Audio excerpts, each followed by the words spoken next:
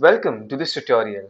In this video, we are going to take a look at how the resource manager can apply filters and retrieve suitable employees for allocation, and also how he or she can view the availability split up of the employee. Once the resource manager has navigated to the people allocation application, he or she can click on the request for which the allocation needs to be done. Once the request is clicked, the details view of the same is displayed. The resource manager, apart from smart suggestions, can also filter out and display the resources based on criteria.